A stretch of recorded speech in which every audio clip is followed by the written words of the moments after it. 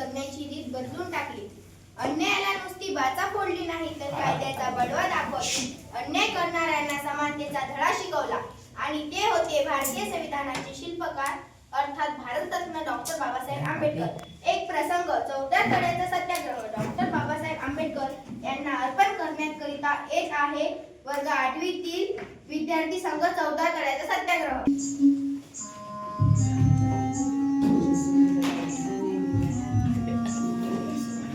नमस्कार. नमस्कार. कोण तुम्ही?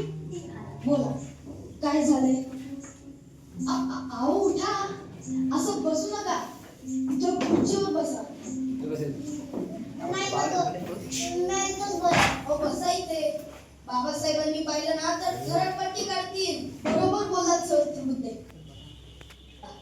काय झाले? आमच्यातला एक व्यक्ती शिकून मोठा बॅरिस्टर झाला.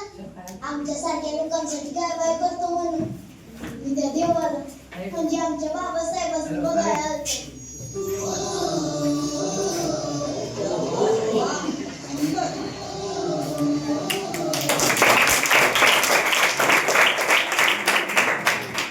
हे पहा, तुमचा भक्त हात लावून भेटायला आलाय. या. काय करताय?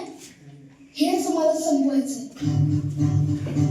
व्यक्तिपूजा, मूर्तीपूजा, त्यामुळेच तर इतकी वर्ष गुलामगिरीत घालवली आपण.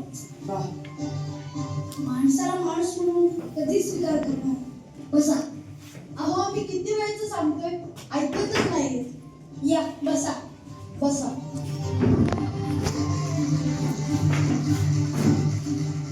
हे घ्या बघा. नाही ना ग, तुम्ही वरच्या जातीचे, आम्ही खालच्या जातीचे. तुम्ही कसं तुमच्या पेल्याला शिवणार? तुम्ही वरनं पाणी टाका, पुन्हा उंचडीनं पितो.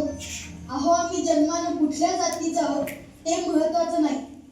आम्ही बाबासाहेबांचे विचारांचे पायकावू. घ्या पाणी.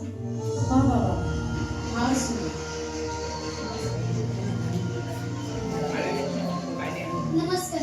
नमस्कार. या टिप्पणीस या. नंतर गंगाधरराव हे सुरेंद्र टिप्पणीस, महाड नगरपालिकेचे प्रमुख. टिप्पणीसांचा एक लेख मी वाचला, अत्यंत सुंदर. यात त्यांनी असे नमूद केले होते की सरकारी मालमत्ता सगळ्यांसाठी खुली आहे. त्यावर समाजाचा कुठलाही घटक आपला दावा सांगू शकत नाही. अगदी बरोबर. त्यामुळेच मी असं ठरवलं आहे की सामाजिक समतेसाठी आणि अस्पृश्यतेचा भेद मिटवण्यासाठी आपण मार्चच्या 14 तळ्याचा सत्याग्रह करणार. म्हणजे निसर्गाने दिलेले पाणी सगळ्यांसाठी खुले आहे. त्यावर सगळ्यांचा समान अधिकार आहे हे सांगणारा सत्याग्रह.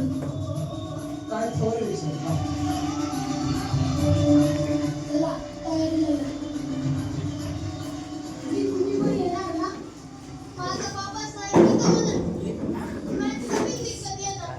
मग चला.